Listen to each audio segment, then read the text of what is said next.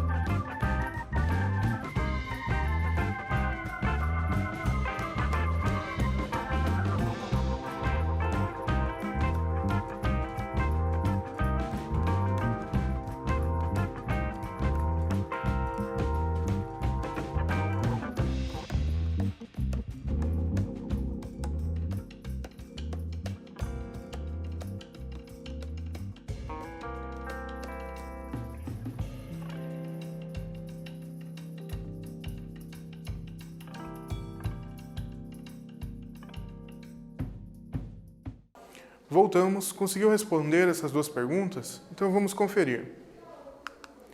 Letra A. O eu lírico vive um amor não correspondido. Letra B. Paixão, amor, dor e tristeza. Isso mesmo. Se você perceber as palavras que o eu lírico utiliza, ele vive um amor que não é correspondido. Então a pessoa amada não retribui esse mesmo sentimento, não tem esse mesmo sentimento em relação a ele.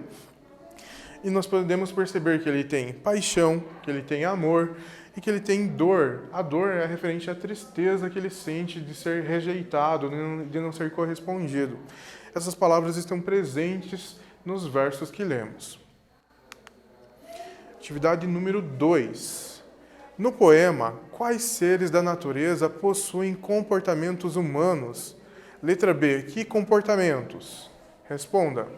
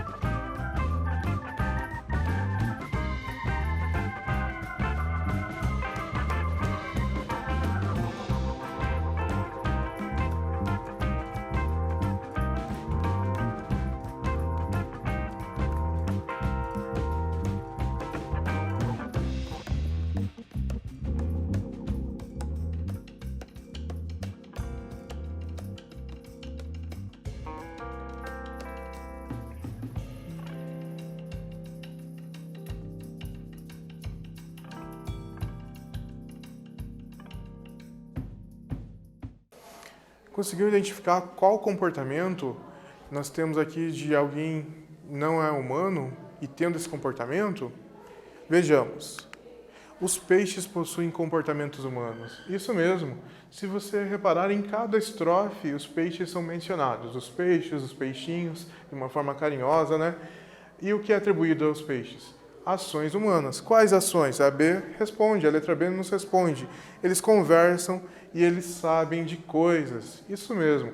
Se voltarmos ali, podemos reparar isso.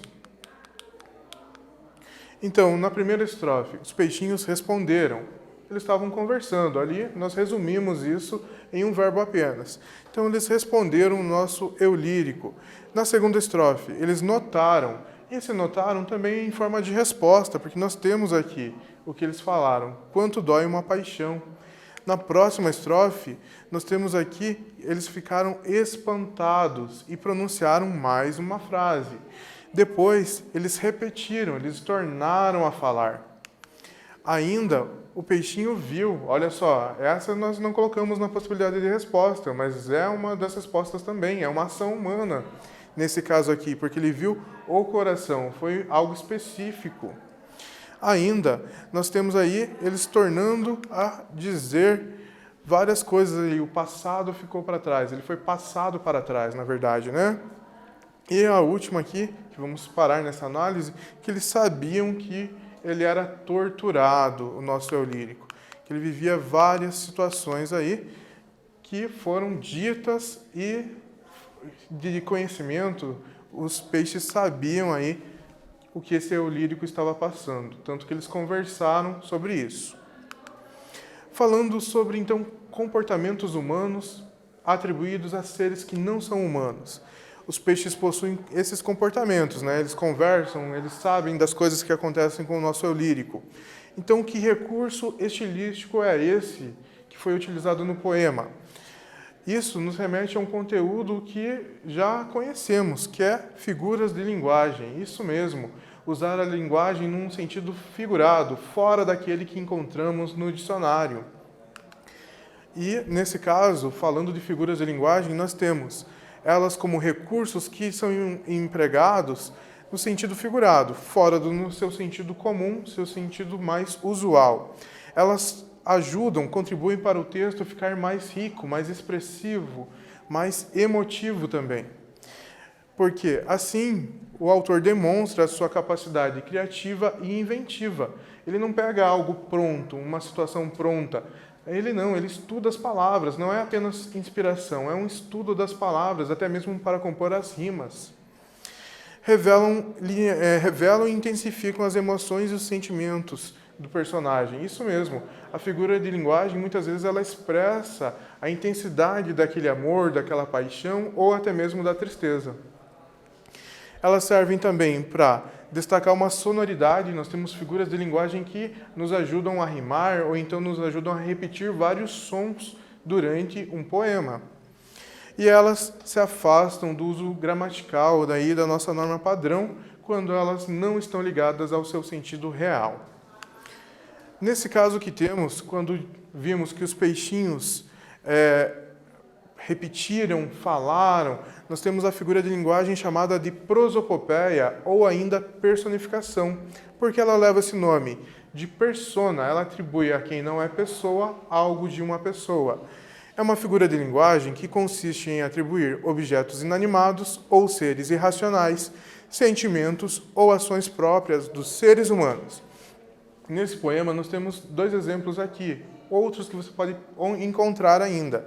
O rio amargou. Aqui não é que o rio ficou amargo, é o sentido figurado. O limão é azedo, ele pode amargar a água. Mas nesse caso é que o rio ficou triste em saber da situação do eu lírico. E ainda que os peixes repetiram. Eles falaram ações humanas. Então, ficar triste, dizer, pensar, conversar, ações humanas para seres que não são humanos, o rio e os peixes. Temos outros exemplos. A tarde descia pensativa e doce com nuvenzinhas cor-de-rosa. Essa de Queiroz. Nesse exemplo nós vemos a tarde descendo e pensando e sendo doce. Isso não é uma característica que pode ser atribuída à tarde, é um sentido figurado, é uma característica humana. Então nós temos prosopopeia.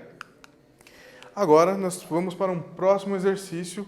Temos um trecho aqui para você ler e responder as duas perguntas. Nessa estrofe, qual é o exagero proposital de uma ideia? Qual é o objetivo desse exagero? Então encontre o exagero e o seu objetivo nessa estrofe.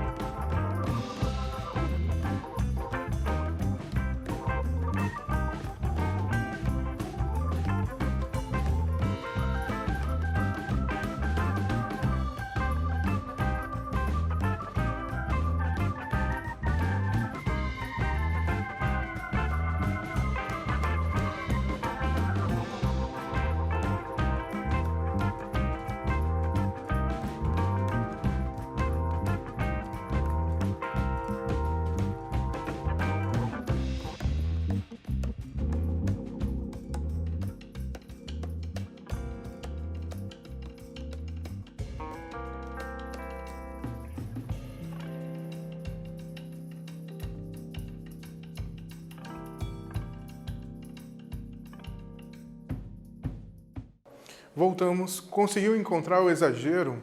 Conseguiu ver qual é essa ideia que foi exagerada, maximizada na estrofe e ainda justificar o seu objetivo? Vejamos. O exagero proposital de uma ideia ocorre em amar eternamente. Letra B. A função é intensificar o amor do eu lírico. Isso mesmo, no último verso dessa estrofe nós temos as de amar eternamente. Que esse amor que o eu lírico sente, os peixes respondem que ele vai amar isso eterno. É algo eterno esse amor. Ele sempre vai existir. E a figura de linguagem nos indica essa eternidade como um exagero, porque o eu lírico ele pode vir a deixar de existir em algum momento. Mas o amor vai permanecer. Isso é para intensificar o sentimento do amor, o uso dessa expressão. E quando falamos de exagero, é uma figura de linguagem também. É a figura de linguagem chamada de hipérbole. Vejamos a sua definição. É a figura de linguagem que ocorre quando há exagero proposital de um conceito para definir algo de forma dramática, transmitindo uma ideia aumentada do real. Então pense, a hipérbole é algo exagerado que encontramos em um poema, ou até mesmo em outro gênero textual, em que uma ideia é muito aumentada para ocorrer uma intensificação desse conteúdo, ou dessa emoção, ou desse sentimento. Temos alguns exemplos aqui, tirando o que temos no poema, do amar eternamente, do amor sempre existir. Um exemplo de Monteiro Lobato, a geada é um eterno pesadelo. Veja só, temos a geada sendo como um eterno pesadelo, como um eterno problema. Então, a geada, na visão do autor, sempre iria atrapalhar, no caso, a agricultura, a plantação, destruindo a plantação aí. Outro exemplo de Olavo Bilac, rios te correrão dos olhos se chorares. Quando ele diz que quando a pessoa chorar, sairão rios, isso indica que ela vai chorar muito, é um exagero, né? O rio não vai ser formado a partir de um choro. Mas essa expressão intensifica a dor, a tristeza do personagem. Seguindo, nós temos uma outra atividade, atividade 4. Temos uma outra estrofe e a seguinte pergunta: que intenção o poeta teve em empregar a expressão zastraz? Então releia essa estrofe e encontre o objetivo do emprego desta palavra.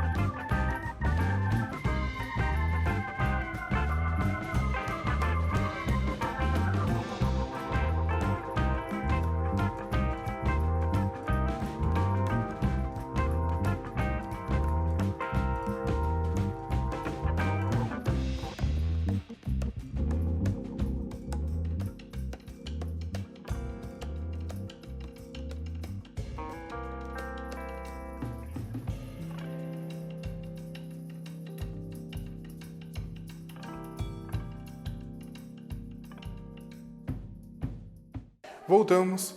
Essa palavra zastraz é pouco utilizada, mas ela tem uma ideia. Vejamos qual é.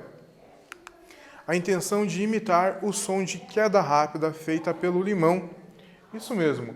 Nós temos aqui uma palavra que imita o som do limão caindo no rio. E isso também é uma figura de linguagem, a figura de linguagem chamada onomatopeia, que consiste em reproduzir um som por meio de fonemas ou palavras. Então, os zastraz imitam o som do limão batendo na água, o vento, o deslocamento do vento que ele faz também. Temos outro exemplo aqui, um exemplo de Vinícius de Moraes. Veja só. Passa tempo, tic-tac, passa hora, chega logo, tic-tac, e vai-te embora. Veja só.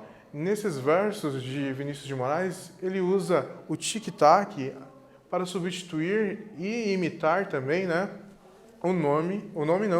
a palavra, do relógio, o equipamento relógio. Relógio de parede, de corda, de pulso, enfim, o que tem ponteiro e acaba fazendo esse barulho aí. Então, imitando o som do relógio. Então, temos aqui o exemplo, além de onomatopeia, além do que encontramos no poema nosso. Agora eu tenho um desafio para você, preste bem atenção. Com base nas imagens, produza versos, atribuindo personificação e ou hipérbole. Então temos aqui duas imagens que você pode utilizar para construir dois versos. Nós temos aqui o Sol e a Terra, isso mesmo, o Sol e o planeta Terra. E veja só, o Sol está sorrindo e a Terra também está sorrindo, e eles estão meio que abraçados. Veja, já te dei algumas ideias aí de personificação desses elementos.